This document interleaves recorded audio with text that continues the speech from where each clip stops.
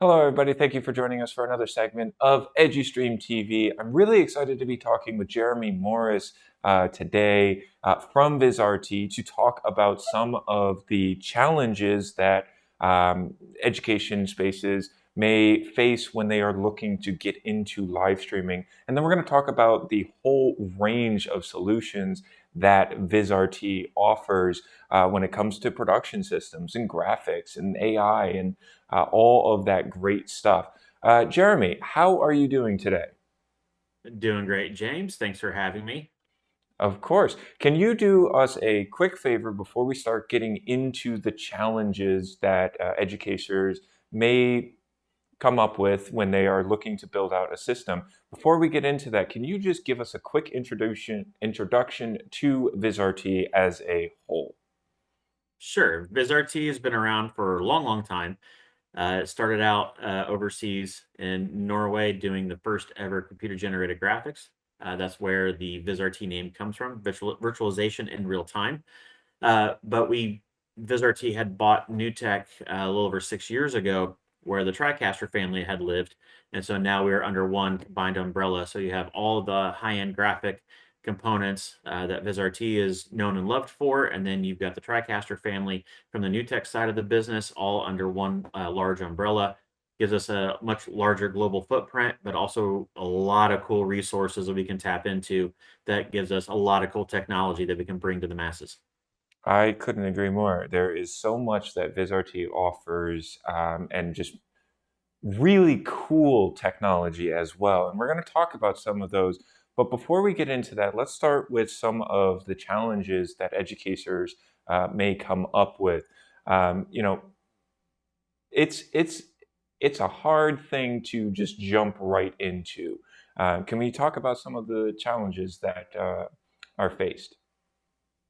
Yeah, and challenges that we're overcoming just with our own gear on this On production this ourselves that very we're show, doing. yes, we are Yeah, using a lot of VizRT equipment in this very show. Um, I yeah, know we're here in our studio. All of our graphics are being run by VizFlowX for all of the entire EduStream TV segments. And we're in our studio using a TriCaster TC1 Pro, and we are just really just scratching the surface of what you can do with both of these technologies, whether it's a hardware solution or a cloud-based software solution. yeah. And I'm using TriCaster Mini S running on a laptop in an Airbnb Wi-Fi scenario. So we're showing it live, the capabilities of Yeah, the product yeah. technology. The Um, TriCasters really can work in any situation, and there really is a TriCaster solution for every budget and every studio size as well, right? Right. So depending on where schools are coming from a production standpoint, I know a lot of them will just do like normal morning announcements, but some are also getting into sports. And then some schools actually have built curriculums around this. If you talk about from a CTC type perspective, where you're training up students with real life skills to be marketable. I mean, even after graduating high school, let alone going to college and doing it there. So you can already hit the job market day one post high school with the skill set to work in media and things like that. Because every vertical market nowadays has video production. We see this all the time with social media. We see it on YouTube. So many different areas of life now have a video component in a professional sense. So whether or not that's going into a Fortune 500 company or local city government, or we've done so many things over the years. There's a lot of places where you can go with this type of knowledge and background. So being able to have the tool sets for educators up front, K-12 all the way through. I mean, we've had first graders running TriCaster minis Yeah. in elementary schools. It's a little bit weird, and they are kind of glazed over. They go, "What are we doing here?" But once they see the capabilities of it and the simplicity that we can actually generate for the end users. We can run the TriCaster from an iPad. So now we can simplify the user experience. I just hit a couple buttons. So that does make it easy enough for kids, even in lower elementary, to start getting their hands on this type of technology without having to physically touch a TriCaster. They're doing it from an iPad. So it's very Yep. simplistic, but they see the end result pretty quickly. Then as they grow into it, they get into the middle school and they get into high school. Now they're doing some real actual production work and having that experience of running a show whether or not it's just morning announcements, it's a news segment, or if it's actually sports. Now they see the full picture. And the capabilities inside TriCaster allows to farm out jobs to different individuals. So I Yep. could have someone just doing basic switcher. I could have someone do graphics. I could have someone do playback or do audio. We give that capability from the get-go. So you can start small. It can be designed and be run from a single operator, or we can farm out jobs to different individuals. So all the tools are there. It's Yep. just depending on how the educators want to take access of that. I mean, we've seen it where it's just a librarian is just doing a morning announcement with 2 students, or a full classroom of 15 people that they cycle through on a daily basis. So all that is possible and capable from the TriCaster product family. Then you start branching out to the different ancillary things where, hey, now I need to do something from the gym or from the auditorium. Now I can just take, a Tetra or PTZ cameras with NDI, bring that back into the TriCaster and then one centralized control room. So now I don't have to build out different spaces all over campus because now you have those building expense costs. So it's a great way not only to simplify from a production standpoint, but think about it from a budgetary perspective. I don't have to spend a lot of extra time, effort, and money and building out new facilities all over campus. We're going to have one centralized control room. We can put it on a mobile cart. We can take it wherever. If we're running on the TriCaster from a laptop, we really can make it that simple and that flexible to be utilized at a wide variety of applications inside a normal, K-12 environment, or even if you talk about from a specialized training or magnet school, and then you get into the specialized schools, post-secondary, and even in the college space. So we fit very, very well in the education market in a wide variety of ways.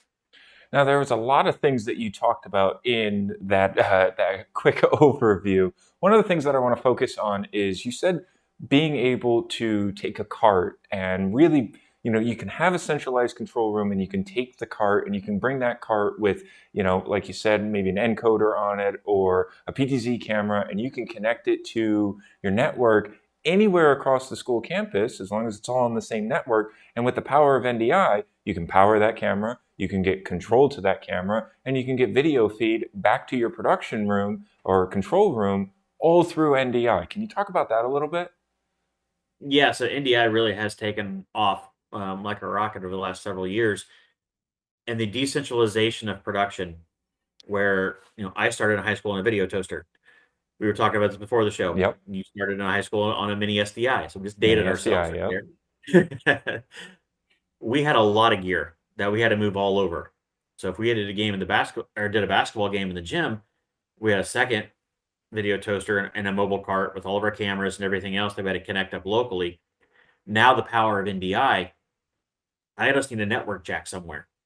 And we've done this and a few other larger campus wide projects where they'll color code the keystone network jacks on the wall so they know when they go into a room and plug into the blue jack, you're going to be on the NDI production network. So now they just need to take a camera to one location. Everything still happens from the main centralized control room. They don't have to move gear all over campus or even just inside the school itself. We've also seen where like stadiums that may not be have a direct local access, we still have a way to get it through either if it's fiber connections between the stadium and the school, or even using third party bonded cellular stuff or whatever, just to have that network connection. And the power of NDI Bridge now allows that connectivity to happen. So then I do have a smooth, seamless transition between sites. So I can just send cameras out to a little location. We've done baseball stadiums where you've got NDI cameras, and outdoor weather housings that are mounted to poles around the stadium, and then you're just pumping that NDI back to the main control room. So you're just Yep. bringing up those Yep. feeds to the same TriCaster that you use for morning announcements.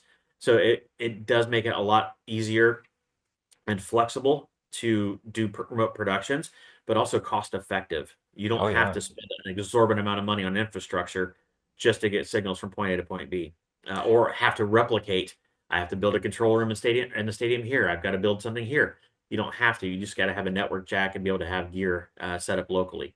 We've done this with the announcers, Yep. where they're remote as well. So sometimes they'll go out and just have like a Connect Tetra where they get NDI bridge built in. You can have a couple local cameras plugged into the Tetra. So your NDI bridge back to the main control room, but then you're also sending a return feed back to the stadium so they can see what's being shown on air. And so then the talent can actually watch what's going on in production, and it's very low latency through that network connectivity. So it's almost like all the production is in one spot. We've even seen it where even the announcers are back at the school, and the only thing that's on site at a sporting event is just the camera feeds. So there's a lot of things we can do to then help with that, and just to educate the educators on the capabilities of the technology in today's world for production. Absolutely. Now, there's a couple things that I wanted to kind of touch back on, and you said it great. We keep emphasizing that, a lot of the solutions with VizRT are budget friendly, and we're talking about NDI, and we're talking about using Bridge. Something else that I think that we should mention is NDI tools. If our viewers don't know what NDI tools is, can you maybe give us a 1 minute overview of what tools is and maybe one or two of your favorite tool pieces in that toolkit? Sure. NDI tools is a great way to get started on your infrastructure to see how the signal flow works. Because you've got NDI scan converter, you've got NDI uh, test pattern generator, which is great because then you can have one computer running that and then another computer running studio monitor to see the output just to make sure the throughput on your network is working. But then you got NDI scan converter that can take the desktop output of a workstation and send that across. So if you're sharing content from a workstation, that becomes part of the NDI network. And then we've got great tools and great plugins for the Adobe Creative Suite. So if Yeah, you're doing stuff inside Premiere or After Effects, this is what's also great about having a combined ecosystem when it comes to the education side of it. If you're building curriculum around video production, I can take the live renderless playback off the program output of a Premiere timeline as a direct NDI source back to TriCaster. Or After Effects, I can take that renderless output of the alpha channel. So now I've got graphics coming straight from After Effects. So it's a great way to now enhance the production just by yeah. having these NDI tools available, and they're at the low cost of free. So The that's low, a low great way cost to of get started. free. Yes. You can't get better than that. We Yeah. and we're talking about a lot of the VizRT solutions that we're using in this production right now, and NDI Tools is playing a big part in that as well. We're using Studio Monitor to stream our live feed to a confidence monitor above the camera we're using here in the studio, and we're also using NDI Screen Capture to get our PowerPoint presentation off of this laptop into our TriCaster TC1 Pro. So there are so many different tools that you can use to enhance your production and even just like you said, tip your toes into the water. And it's totally free to do that. You can use NDI screen capture and studio monitor and test pattern, and you can start, playing around with NDI and seeing how sources show up literally anywhere on the network. And it costs nothing to do that. Right. It's a great way for the IT department to get an understanding of how NDI flows just by running these free NDI tools. And it helps out tremendously on that initial phase of, hey, I want to do production. I want to do NDI. I want to see how it works on our existing infrastructure. So, okay, you set up the VLANs and then you start running the NDI tools. And now you're off to the races. You're already getting a map of what needs to happen on your network. Then you start adding the actual real gear, and the network is already set up to handle it because you were running NDI tools before. So it's a fantastic way to get things going and become pretty effective at it. I agree. And I really like this slide here with the use cases because all throughout EduStream, we have been saying we love when students are able to use the gear that is going to be used in the real world. We mentioned briefly in our backgrounds, our personal backgrounds, at my high school, we had a TriCaster Mini SDI and we were doing basketball games in our high school and it was completely student run. The only adult that was there was just a technical director telling each student what to do. But this was a extracurricular activity. This was after school hours, but it introduced me to the world of live production. And now I do this as a full-time job, and I come in with some of that experience on my resume before I even went to college to further that experience. And I believe that you said that you had a very similar situation, correct? Oh yeah, day one of my sophomore year, walking into the TV studio at my high school, and I've never left. Yeah. That's just it's how it's become my life. Being involved with that from day one, 31 years ago now. I just dated myself and gave my age away.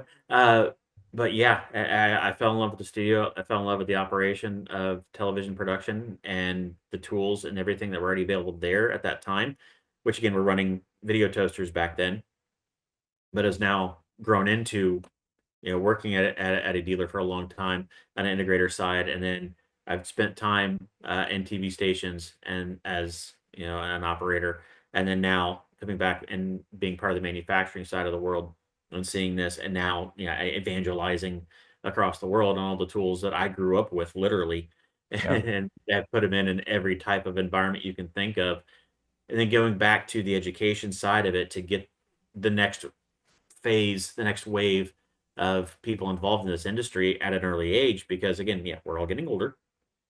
Yeah. We need to have people come up the next wave to know what to do, and so to get them to get this type of technology in their hands and learn about this. I'm not saying you have to go straight into a call letter station, but when you've got No. so many industries that rely heavily on video, just internal, just from an all hands meeting perspective, or just from the financial world that have to have offices across the globe communicating on a daily basis, doing through video production. It's wild. It's things that I never thought of even when I got out of college. I got out of high school thinking I was supposed to spend 4 years in college and then go to Bristol and work at ESPN, and then realizing, hey, there's a huge world out there where my talents can be utilized in, and to think that that's something that I can impart on the next wave of students coming in, even my kids. All my boys have been, banging on TriCaster since they were little. And some of them actually have an aptitude. Is like, yeah, we think we could probably do this. And they've done it at church and a few other things as well. So there's an opportunity while you're learning it at a education entry level K-12 or whatever, even in college, the basics of the production environment, and then where do you take it next? So are you going out into the world of, and just like I said, in the corporate space, in local government, and wherever, like I said, every single vertical market you can think of has video production now as part of their Yeah. everyday work. And so you're using these elements, you're using this talent, you're using the stuff that you had built on years and years and years ago in a completely different way, but you still have those skill sets. And so that's what we're You trying have to those impart on core people. skill You're sets still. learning that Yeah. the core skills, the core capabilities, shot framing and all the basics, preview program switching. I even did this at a demo at NAB where we had some students that is like, oh no, wait, I just want to hit the red buttons, like timeout. We're gonna do a little education here on how you actually do green tally preview, red tally program. Went through some of this. Oh well, we haven't learned that yet. It's like, okay, who's your teacher? Because now I got to talk to them. So, No, exactly. yeah. I think the phrase is content is king. It doesn't matter Hmm. where your students are going in the next phase of their life. There is a good chance that whatever company that they're going to work for or organization they're going to participate in, they are going to be making some kind of video content, whether, like you said, it's boardroom meetings or training videos or marketing videos.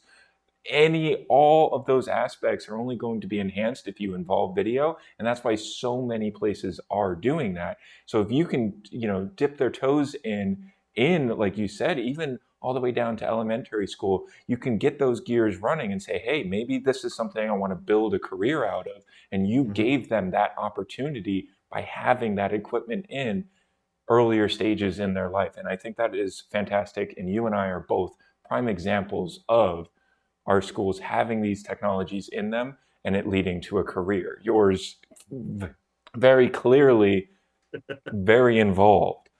Yeah. Now we're Very talking cool. about getting these tools into these educational spaces. Who are the people that, like, if a viewer is a student right now or a teacher watching right now, who should they be reaching out to try and say, hey, I want to get some of this live streaming equipment into our school, whether it's for classrooms, theatrical, sports, whatever it may be. Well, and the other thing is, what's the use case? And you just listed a few of them, Yep. because we've seen this done so many different ways in so many different school environments, where either it's going to be like from the boosters from the athletic side of the world, or if it's on the theater side of the world, if those are being funded separately, or even as a entire curriculum built on from the entire ground up throughout the entire school system. We've had a couple good case studies of that where it's planned out and structured at the school administration level that every school in the county or in the district is going to be building out this type of system, this network. And it's been very successful in a lot of places all over the country where we've done that model where now everybody has the same thing that they're building off of. So every school has the same gear. Even if teachers bounce around, they're running the same session everywhere. So now it becomes more uniform, but it makes it easier as those kids go up. We've even done this. It was a great pitch to a dean at a major university where the dean actually got to understand that the feeder schools feeding into this college were coming from schools already had this technology. So now think about, you don't have to train them from the ground up on what to do. They're already doing it from day one. So it makes it nice and easy then at that level to make it sticky. You're going it from the junior high and high school level all the way up through college, all on the same stuff. So it's been very beneficial across the country to do it this way. But then also, who is controlling the purse strings? We've seen this from the local government area where they're funding it in a different way. We're doing things with, like I said, boosters and fundraising, but then also from a procurement standpoint. And this is why the Mini S has been so prevalent and taken off like a rocket, is the fact that it's software only. So now these school departments and corporations can source hardware through their IT department that will save them a whole lot of money on the hardware side. Then they're just paying for the Mini S license to run on top. So from a funding mechanism, instead of paying the full sticker price MSRP of the TriCasters as the purpose-built box, we now have a more cost-effective route going with the Mini S on certified hardware. So it's become a great way to get this in a far more expansive and then just buying onesie twosies that some schools have done in the past. Now with Mini S and the way we bundle it as a software running on certified hardware, it makes it a lot easier, and especially from a budgetary perspective and also from a procurement perspective. I think that is very well said. You know, we said at the top of the show that VizRT really does have a solution for every budget size and every studio size. And being able to offer a software solution that is a little bit cheaper than having the hardware and the software solution is a great thing to offer, especially in the educational markets where we know budgets are more constrained. Can you give us, because you know we've been talking about the TriCasters a lot, for people that don't know what a TriCaster is, can you walk us through the mini line and all the way up to the Vision in like a 1 minute overview, elevator pitch? Sure. TriCasters are a video production studio in a box. Capability of switching cameras, of adding effects, graphics, virtual sets, audio mixing. But part of the name in the TriCaster is the switching, the recording, and streaming all in one platform. So now you've simplified from the need of having a lot of different boxes do a lot of different things. It can all be done inside one product. And then we move up the product line in capabilities, mainly just I/O. Because once you know the software, if you know one TriCaster, you know them all. So the Mini S is running on a laptop. It's an 8-input switcher, just like the 410 Plus is, only that's rack mounted. TC1, TC1 Pro are 16 inputs, more bells and whistles, but basically the same general premise across the software. Then you move into the TriCaster Vision, which is our flagship product. That's 44 inputs. That has a lot more 4K capabilities and more mix effects.